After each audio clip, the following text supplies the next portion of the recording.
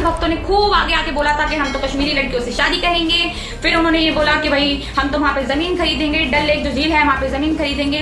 तो उनकी इतनी औकात नहीं है कि आज तक उन्होंने कश्मीरी किसी लड़की को देखा भी हो पास, शादी करने तो बहुत दूर की बात है। तो उनकी इतनी औकात नहीं है कि आज तक उन्होंने कश्मीरी किसी लड़की को देखा भी हो पास, शादी करने तो बहुत दूर की बात है।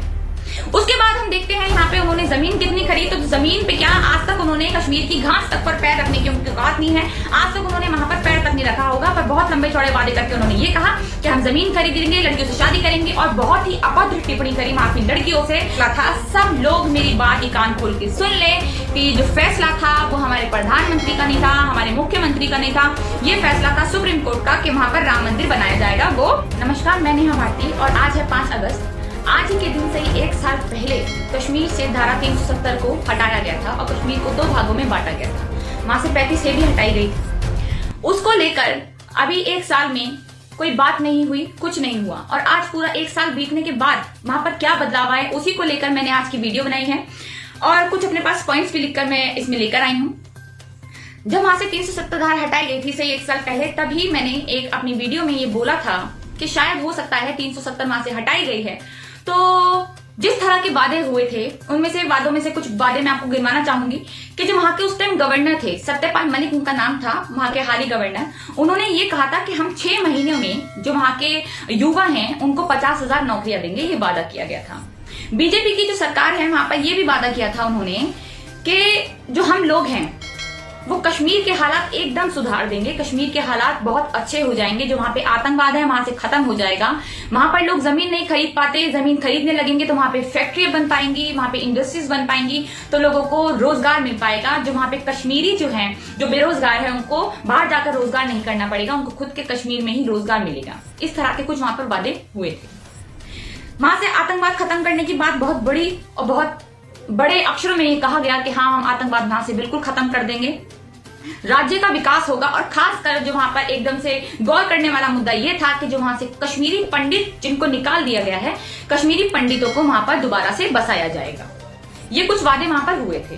खैर 1 साल पूरा हो गया है 370 को हटाए हुए। आइए हम ये देखते हैं थोड़ा सा कि 1 साल में क्या बदला, वहां पर नौकरियां कितनी दी गई, वहां के लोगों को इससे कितना लाभ हुआ, किस तरह से पूरा आतंकवाद वहां पर खत्म हो गया, पंडितों को कितना बसाया गया। तो इन्हीं के ऊपर जो मैंने वीडियो बनाई है।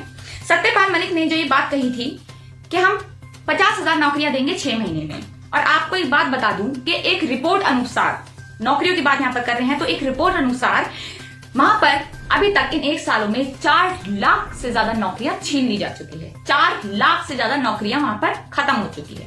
50,000 नौकरी देने का वादा किया था, उसका तो खैर कोई लेना देना है ही नहीं। आतंकवाद की हम बात करें तो आतंकवादी जो है अब ज्यादा घुसपैठ कर रहे हैं हमारे कश्मीर में।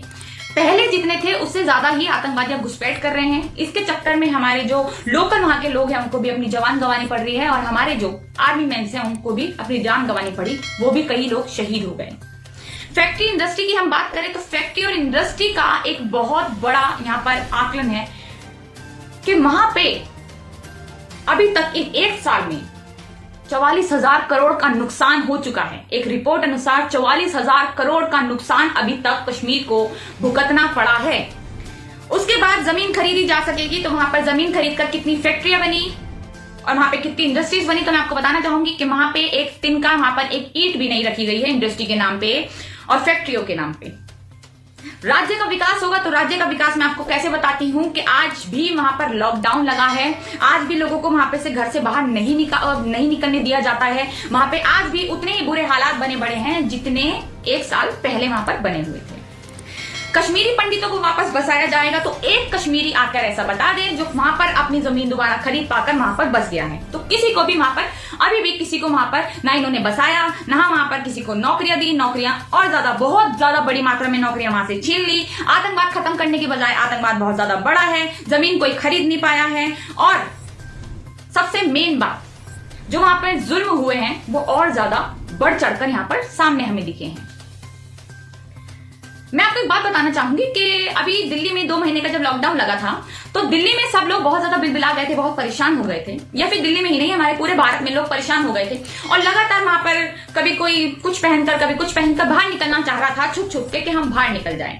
इस चक्कर में पुलिस ने उनको काफी बार टॉर्चर किया, काफी बार मारा भी, इस तरह की घटनाएं हमें रोज गोदी मीडिया में दिखती ही रही, पर वहां पर आज तक 1 साल हो गया पूरा वहां पर लॉकडाउन लगा पड़ा है। हम यहाँ की बात करते हैं अपनी लोकल लोगों की, जो कश्मीर में नहीं रहते हैं, उन लोगों की बात करते हैं कि अगर हमारा 4G के नीचे 3G नेट भी चल जाता है तो हम पागल हो जाते हैं कि स्पीड नहीं आ रही है। वहां पे आज थोड़ा बहुत नेट दे दिया गया है तो वो स्पीड है 2G। आज भी वहां पे फोन कनेक्शंस काटे हुए हैं, आज भी फोन कनेक्शन वहां पे नहीं हुए। 370 जब धारा लगी, वहां पे 370 धारा जब हटाई गई, तो मैं आपको एक बात बताना चाहूंगी कि वहां के लोगों को उसी दिन, 1 साल पहले, आज से 1 साल पहले की बात कर रही हूँ, तो उसी थोड़े दिन पहले ही वहां पे जो टूरिस्ट थे, जो दूसरे शहरों से घूमने टूरिस्ट कश्मीर गए थे, उनको पहले ही बोल दिया गया अपने घर पहुंच जाइए, अपने घर चले जाइए, 370 वहां पे हम ऐसा कुछ करने वाले हैं, तो अपने घर पहुंच गए थे। पर किसी कश्मीरी को ये नहीं बताया गया कि आप अपने घर चले जाइए। उन हालातों में ये हमें सीन देखने पड़े, गोदी मीडिया के भी द्वारा हमने वहां पर देखा कि जो स्टूडेंट्स है वो यही रह गए, उनके माँ बाप से वो नहीं मिल पाए, कई महीने तक वो यही पड़े रहे, उनके पास खाने को नहीं था, उनके पास सही से समय नहीं था, क्योंकि सारी जो व्यवस्था है कनेक्शन की वो काट दी गई थी। मतलब यहाँ के लोग कश्मीरियों से कनेक्ट रह ही नहीं सकते। जमीन की बात करते हैं, जमीन खरीदने की, तो वहां पे उस टाइम अंधभक्तों ने खूब आगे आके बोला था कि हम तो कश्मीरी लड़कियों से शादी करेंगे। फिर उन्होंने ये बोला कि भाई हम तो वहां पे जमीन खरीदेंगे, डल लेक जो झील है वहां पे जमीन खरीदेंगे। तो उनकी इतनी औकात नहीं है कि आज तक उन्होंने कश्मीरी किसी लड़की को देखा भी हो पास से, शादी करने तो बहुत दूर की बात है। उसके बाद हम देखते हैं यहाँ पे उन्होंने जमीन कितनी खरीदी, तो जमीन पे क्या आज तक उन्होंने कश्मीर की घास तक पर पैर रखने की उनकी औकात नहीं है, आज तक उन्होंने वहां पर पैर तक नहीं रखा होगा। पर बहुत लंबे चौड़े वादे करके उन्होंने ये कहा कि हम जमीन खरीदेंगे, लड़कियों से शादी करेंगे, और बहुत ही अभद्र टिप्पणी करी वहां की लड़कियों से। और उसके बाद जब वहां के लोग भी इस तरह, मतलब जो दूसरे लोग हैं वहां पे जब बोलने लगे कि आप इस तरह बातें मत करिए, आपकी बहन को कोई बातें करेगा, तो वो गाली बकने लग जाते थे। उसके बाद हम बात करते हैं यहाँ पे राज्य का विकास कितना हुआ, तो विकास तो हमें पता ही है कितना हुआ।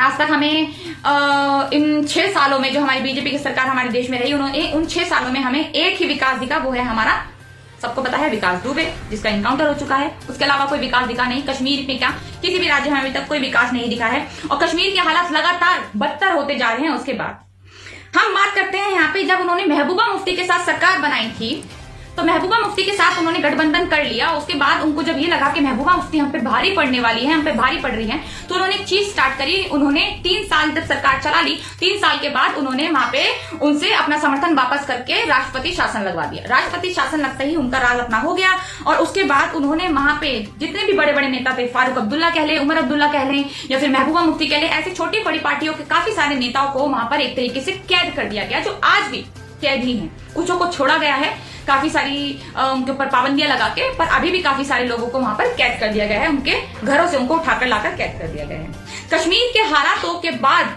हमारी सरकार ने कश्मीर पे कितना ज्यादा काम किया, और उसके बारे में आज हमारे प्रधानमंत्री ने क्या बोला, उसके बारे में भी आपको मैं क्लियर करना चाहूंगी कि आज के दिन उन्होंने राम मंदिर बनाने का फैसला किया, जो कि एक सुप्रीम कोर्ट का फैसला था। सब लोग मेरी बात ही कान खोल के सुन ले कि ये जो फैसला था वो हमारे प्रधानमंत्री का नहीं था, हमारे मुख्यमंत्री का नहीं था, ये फैसला था सुप्रीम कोर्ट का कि वहां पर राम मंदिर बनाया जाएगा, पुरुषोत्तम राम जी की जगह है। मैं किसी की आस्था को हर्ट नहीं करना चाहती, अच्छी बात है कि आपकी आस्था है राम मंदिर से, आप पूजा करिए, वहां पर भूमि पूजन करिए, सब कुछ करिए। पहली बात, अगर भूमि पूजन होता है, ये साधुओं का काम होता है, ये हमारे प्रधानमंत्री या फिर हमारे योगी आदित्यनाथ मुख्यमंत्री जी का काम नहीं है, ये सब साधु संतों का काम होता है भूमि पूजन का, वो खुद ही कर लेते हैं। पर शायद राजनीति ज्यादा चमकानी है, और 6 सालों में आज तक यही होता आया है, तो बीजेपी ने इस बार भी यही कहा, और काफी सारे अलग अलग एक्शन करते हुए हमारे प्रधानमंत्री हमें राम मंदिर में अभी भूमि पूजन जहां पे हुआ है वहां पर दिखे। पर लगातार लोग मर रहे हैं। देखिए, मुझे लगता है लोगों की जान जब तक नहीं होगी, जब तक उनकी आस्था नहीं होगी, जब तक उनका कोई पूजन नहीं होगा, तो जान सबसे ज्यादा जरूरी है मेरे ख्याल से। तो जान को ये बिल्कुल नहीं देखते हुए सिर्फ लोगों की आस्था में लगे हुए हैं, अपनी राजनीति चमकाने में लगे हुए हैं। तो मेरी ऊपर वाले से, ईश्वर से, अल्लाह से, राम से बस एक ही दरख्वास्त है कि कृपया करके हमारे इन लोगों को थोड़ी सद्बुद्धि दें भगवान, थोड़ा तो इनके अंदर दिमाग लिया है अल्लाह, कि कुछ तो इनका ठीक हो पाए, और हमारे जो हालात हैं, जिस हालातों से हम गुजर रहे हैं, उस हालात से हम बाहर आकर अपने भारत को एक अच्छा देश दोबारा बना सके। जो हमारी इकोनॉमी है, जो हमारी नौकरियां हैं जो जा चुकी है, उनको दोबारा से हम ला सके। तो मेरा इस वीडियो का बस एक ही एम था, एक ही मेरे को उम्मीद है आपसे कि आप इन चीजों को समझिए, और खासकर जाते जाते अपने दलित भाइयों से अपनी वीडियो खत्म करते हुए यही कहना चाहूंगी कि आज अगर आप राम मंदिर के नाम पे खुश हैं, तो एक बार उस राम मंदिर में जाकर अगर आपको पैर रखने दिया जाए, तो आप भी देख लीजिए, हम भी देख लेंगे, फिर आप खुश होएं। उसके बाद अगर आपको वहां पर पूजन करने के लिए बुलाया जाए, या फिर किसी भी चीज के लिए बुलाया जाए, तो बहुत अच्छी बात है, आप जाइए, वहां पर पूजा करके आइए। पर मुझे लगता है कि शायद आपको नहीं जाने दिया जाएगा, तो एक बार अपने दिमाग से काम लीजिए। सब अब लोग सोचिए कि ये राजनीति चमकाने के लिए क्या कर रहे हैं। राम मंदिर बहुत पहले बन सकता था, अभी क्यों बना, काफी सारी चीजों को दबाने के लिए क्यों बना। तो कृपया करके मेरी इस वीडियो से कुछ सीखने की कोशिश कीजिए। अगली वीडियो में फिर मुलाकात होगी। धन्यवाद। सब्सक्राइब कीजिए न्यूज रिएक्शन चैनल को और प्रेस कीजिए नोटिफिकेशन बेल को ताकि आप पास के लेटेस्ट न्यूज अपडेट्स सबसे पहले